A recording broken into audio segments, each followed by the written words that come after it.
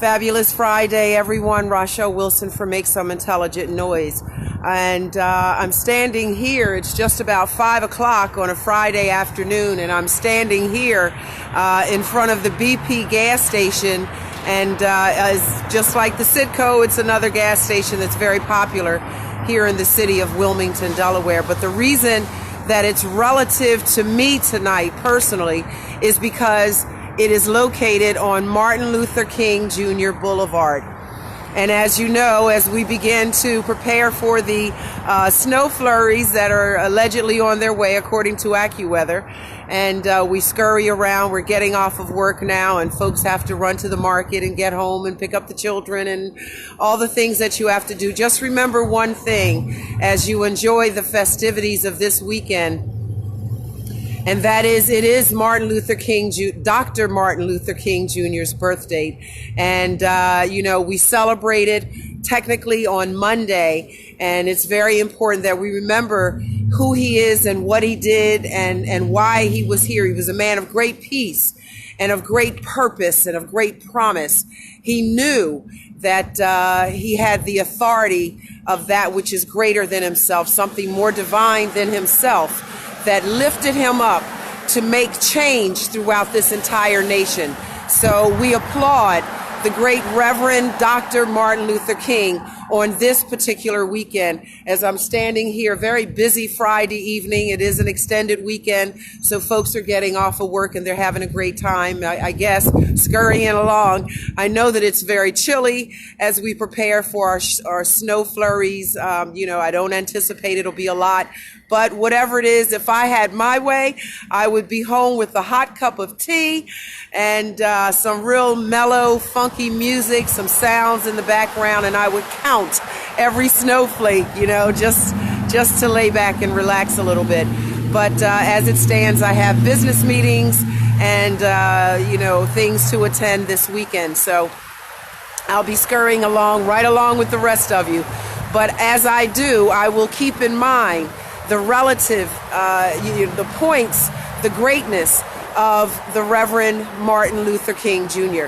And one of the things I want to say that I think is most relative why I'm really doing this post is because in the spirit of the Reverend Dr. Martin Luther King, just a few days ago, a day or so ago, councilperson Michelle Harley did host and facilitate. Bravo. She did a fabulous job at the Easy on Mount Carmel Church, a conversation on gun violence and on saving America's youth, but starting here in the city of Wilmington, because that's where we are. We are the community here. And as an activist and as an advocate, I must say, again, it was a fabulous turnout of the community. The people came out. They had something to say. They brought solutions. We weren't in there complaining and bitching and fussing and things like that, and I must say, in defense of my dear brother who absolutely doesn't need it, but I do, I do want to say, Brother Debro Muhammad, people have their opinions. The brother he's a tough brother. He can be a bit assertive sometimes, a little long-winded sometimes, but it's all right. The brother is passionate about being an activist and an advocate for criminal justice and prison reform. He's a brother who's been in the belly of the beast, and so he really understands firsthand. And I think he's making a great effort to bring about that reform in his activism. So he stood up at that community conversation at the Easy on Mount Carmel Church, and he made a fabulous suggestion. He brought a solution that I would seriously ask all of the elected officials, from the governor of the state of Delaware to the attorney general that was present. Matt Meyer was there, the mayor was there, Mayor Perzicki. I would ask each and every one of you that attended that conversation.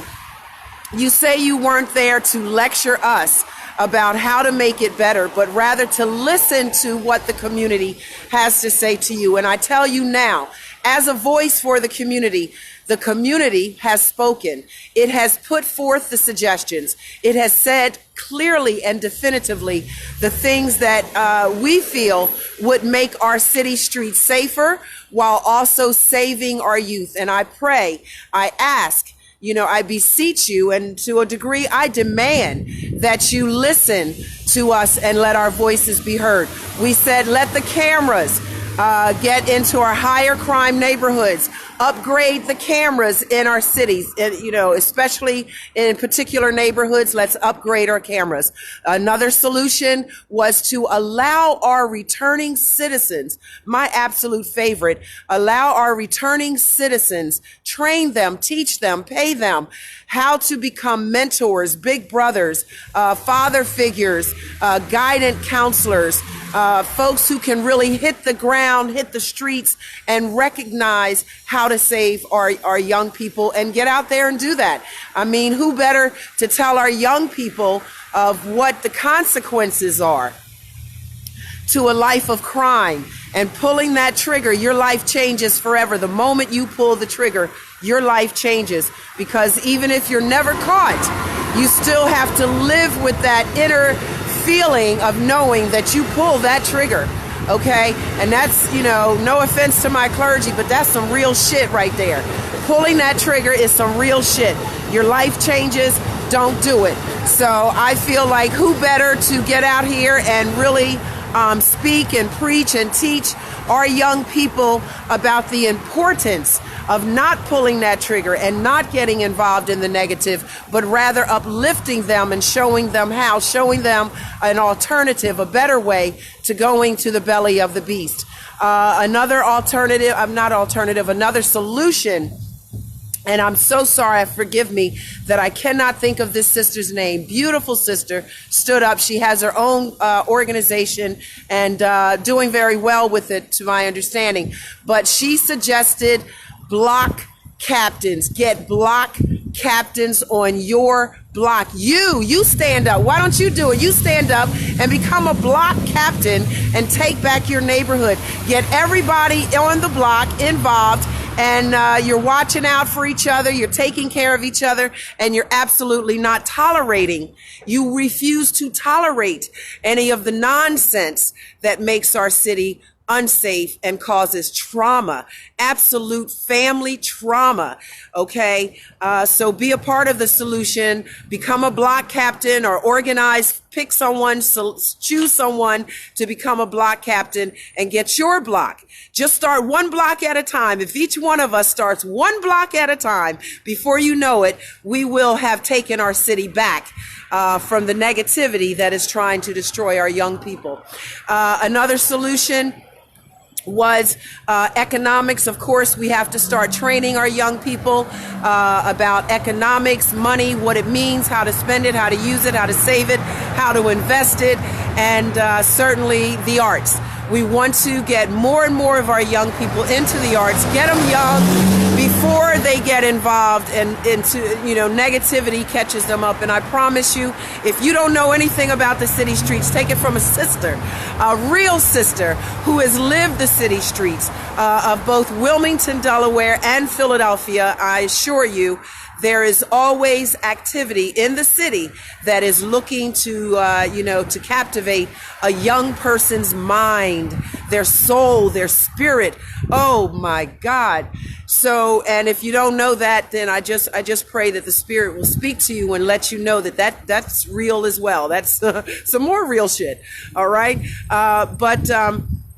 So ultimately, this post tonight, I'm doing it Friday night. We're having an extended weekend as a result of our honoring to the late but great Reverend Dr. Martin Luther King Jr., who changed and reformed this nation because one man stood up with his beliefs. God stood one man up And as a result, other people stood with him, and he was able to make an impactful change on this nation and these people. So I reach out to every one of my elected officials as much as I reach out as well to my community all over the city of Wilmington, all over the state of Delaware, and all over the nation, the United States of America. Reach out, and I'm telling you, apply these solutions to your neighborhood. Be a part of the solution and get active. Get out of your comfort zone and be active. And remember that that's what Dr. Martin Luther King did. He got out of his comfort zone, and in obedience to that which was greater than himself, he started a movement that changed the face of this nation. And we thank him for doing that. So honor, respect to Reverend Dr. Martin Luther King. Thank you for chiming in. I'm Rachelle Wilson for Make Some Intelligent Noise. No flurries. I pray it's not too much. We've got to get around this weekend. But enjoy the weekend, the extended weekend, and remember, travel safely with due care and be kind to each other, because at the end of the day, isn't that really all we have is each other in this world? So peace and grace. Rachelle Wilson for Make Some Intelligent Noise.